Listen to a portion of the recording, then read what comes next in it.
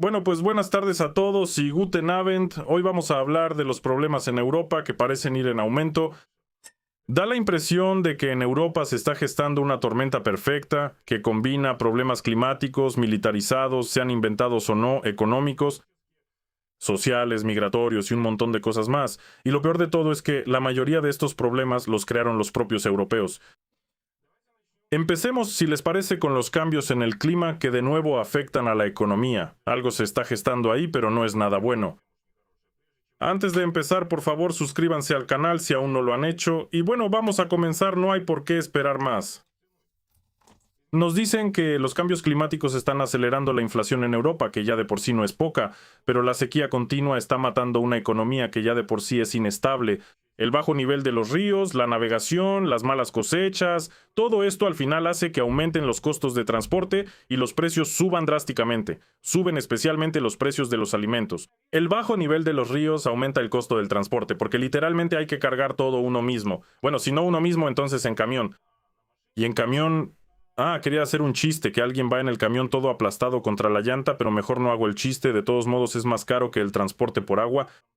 Porque el transporte por agua, bueno, afortunadamente puede llevar más carga que un camión normal. Si aquí nos dicen, solo pueden transportar una parte de su carga habitual por carriles, entonces el costo de transporte por tonelada aumenta significativamente. Esto lleva a un aumento en el costo de fuentes de energía como el diésel y el combustóleo, una parte significativa de los cuales se transporta por agua. Y bueno, veamos la inflación. Los precios han subido desde 2020 en carne, mantequilla y cultivos. Y, por cierto, lo confirmo porque vivo en España y realmente los precios han subido mucho. En algunos casos, pues probablemente un 30%, si no es que más. No en todo, pero sí en algunos productos alimenticios. Y los precios de los alimentos, aquí se dice, en general son un 30% más altos que en 2020. Nuevas investigaciones muestran que el cambio climático y los fenómenos meteorológicos extremos afectan el nivel de inflación, además de la escasez de oferta, así como los choques de precios del gas y el petróleo que son causados por las guerras en Irán y Ucrania. Además, existe la inflación climática. Y en el estudio del que se habla participaron 5 institutos de investigación europeos, y se menciona que los bancos les resulta cada vez más difícil garantizar la estabilidad de los precios, ya que los fenómenos meteorológicos extremos hacen que los precios de los alimentos sean mucho más volátiles, tanto en el mercado interno como en los mercados mundiales.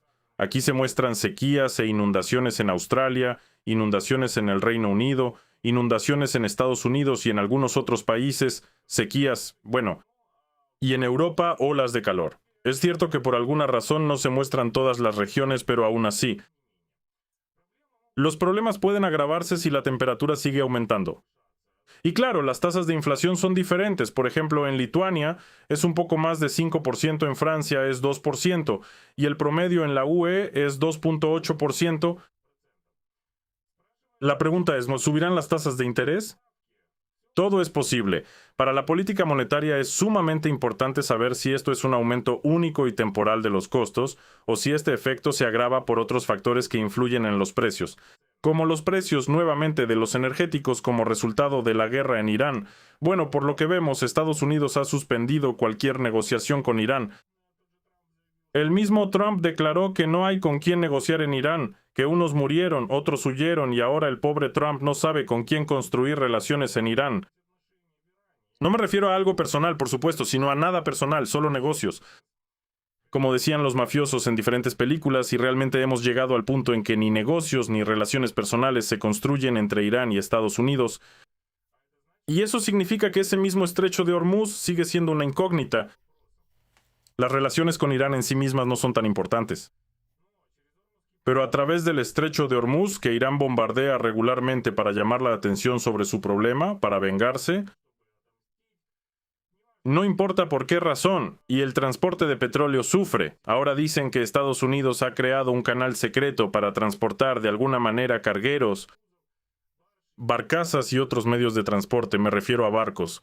Pero ¿cuánto tiempo existirá y qué pasará si algo le sucede a la mayor parte o a una pequeña parte de ese transporte? Nada bueno.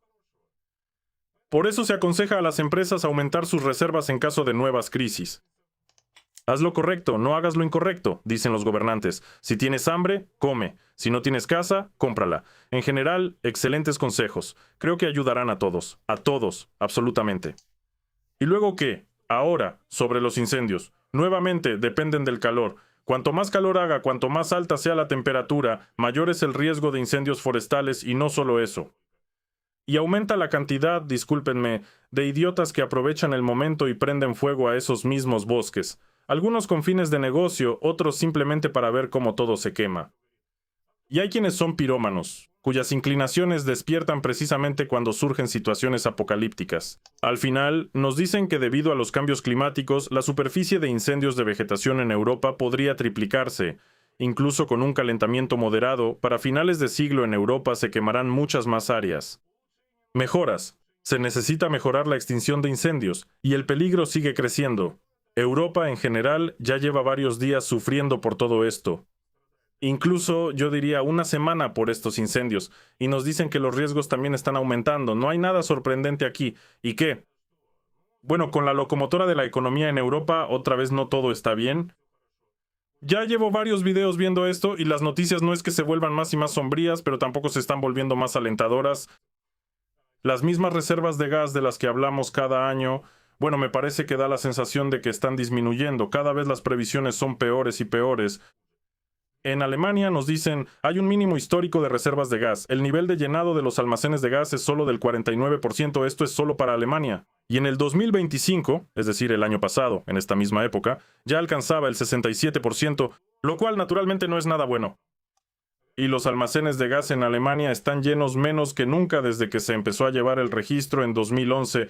El nivel actual de llenado de los almacenes de gas es, por mucho, el más bajo para esta época del año en toda la historia de observaciones en Alemania.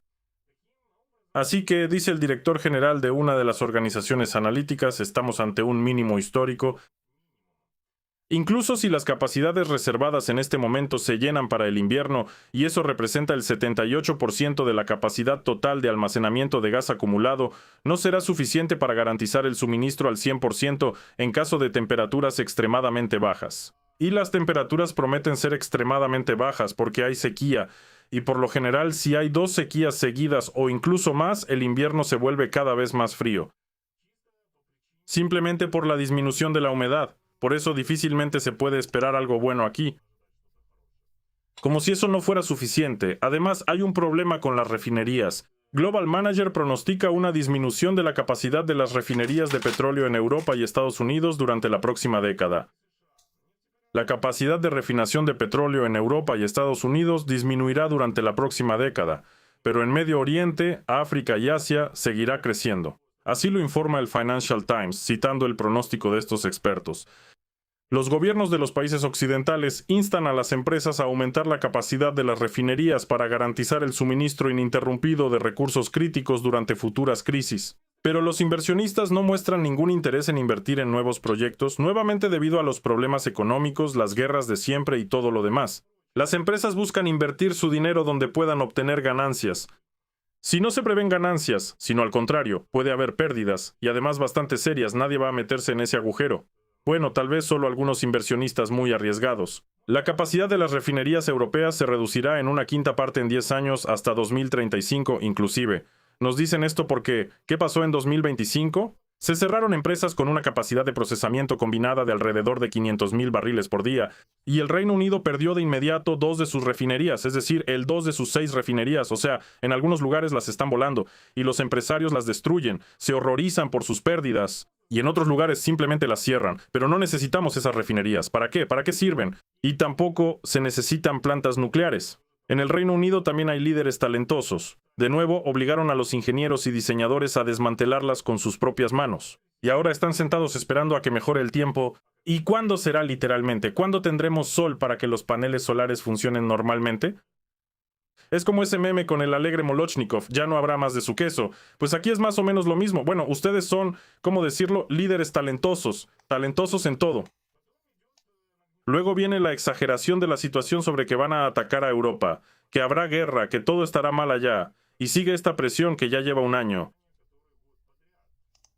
Aún así, no pueden encontrar soldados. Intentan encontrar 100,000 soldados. El mismo comisario de Defensa de la Unión Europea, Andrius Kubilius, declaró que Europa debe ser capaz de desplegar alrededor de 100.000 militares, pero cumplir con este objetivo no será fácil.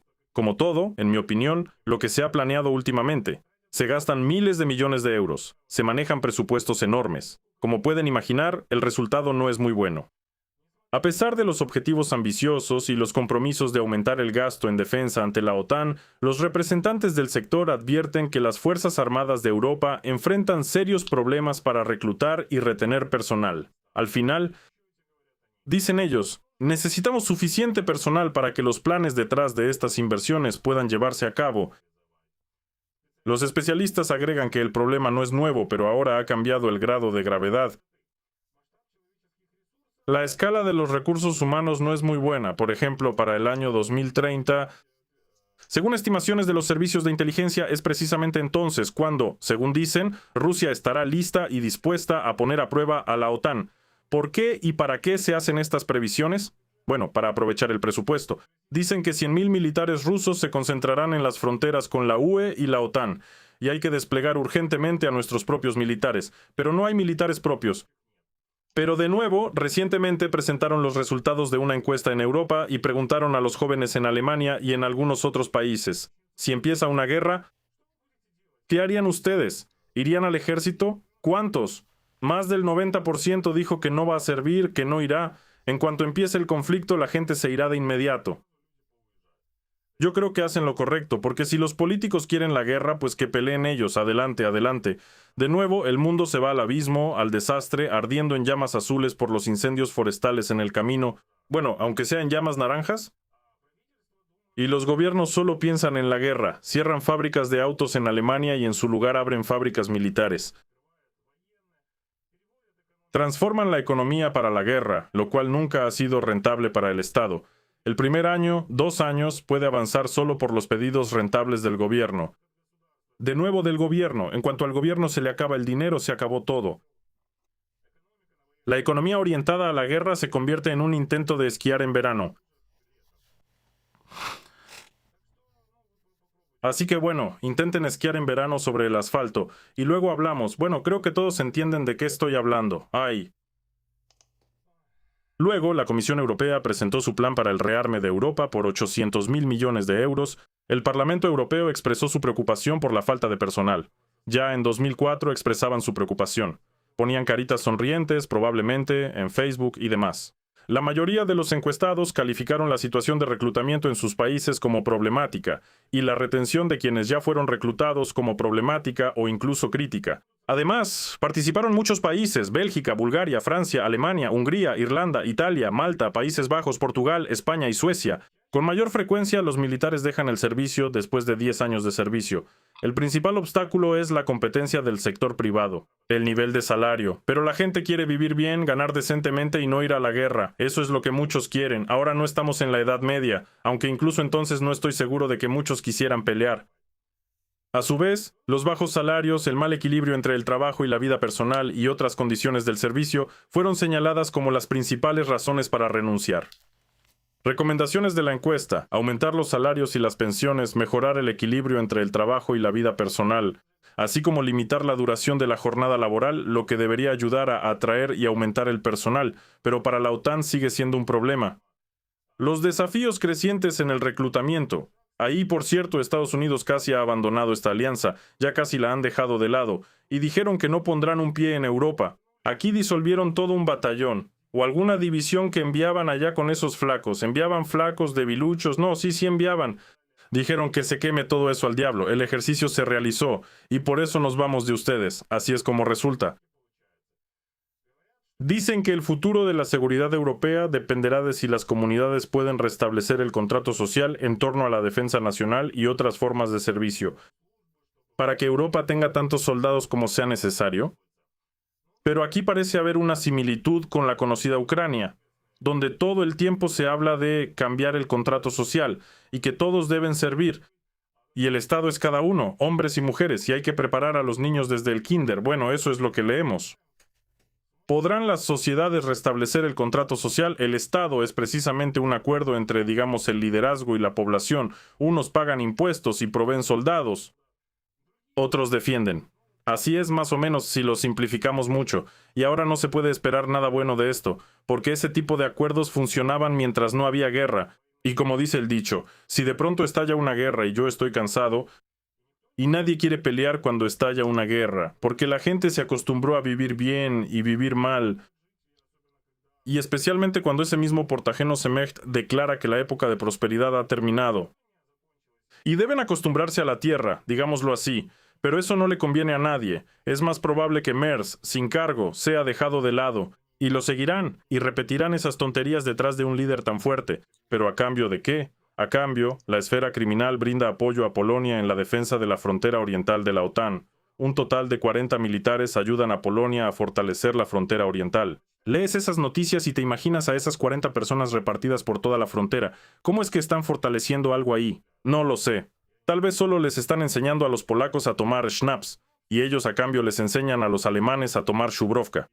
Y así se crea una comunicación poderosa con un fortalecimiento amistoso de la frontera. Realmente no tengo otras suposiciones. Y además, en la propia Alemania, la mayoría de las veces hacen fraudes con los beneficios sociales. Solo en el año 25 en la RFA se detectaron aproximadamente 110,000 casos de abuso de pagos sociales. Esto es 7 casos más que el año anterior. Pero aquí también habría que calcular cuántos especialistas valiosos llegaron, en qué porcentaje aumentó, y me parece que entonces todo quedaría claro. Pero terminemos con una buena noticia, y es que Alemania reconoce cada vez más documentos extranjeros de formación profesional. Aquí está el problema. Eso es bueno, por cierto, de verdad. Porque, bueno, sé de primera mano lo que es eso. Esto se llama en general la homologación de diplomas extranjeros de formación profesional. En muchos países, incluida Alemania, donde la burocracia está muy desarrollada, aquí es tan difícil hacerlo que es una pesadilla. En algunos casos, en muchos, en la mayoría, tienes que presentar algunos exámenes sobre tu especialidad que supuestamente no presentaste en tu país, y después de 20 años, por ejemplo, tienes que volver a presentar algo de lo que ya ni te acuerdas, o lo sabes, pero de todas formas tienes que prepararte. Y además todo esto sin dejar de trabajar, sin dejar de atender a los hijos, si los tienes, y otras responsabilidades familiares. Por eso es tan difícil, especialmente para los médicos, por ejemplo, es sumamente difícil, para los de TI es un poco más fácil, para los científicos también es bastante complicado, especialmente en algunas especialidades. Y ya que cada vez se empiezan a reconocer más documentos extranjeros, significa que las personas que de verdad tienen formación pueden encontrar puestos acordes a sus capacidades, digamos, y con una remuneración adecuada en otros países. Y eso es maravilloso, porque si una persona con estudios termina trabajando en un lugar donde no se requieren estudios, eso es muy malo. El nivel de preparación de la sociedad, la educación y todo lo demás disminuye drásticamente. Así que la noticia en sí es buena, pero es solo una de muchas. Bueno, eso es todo. Hasta luego a todos.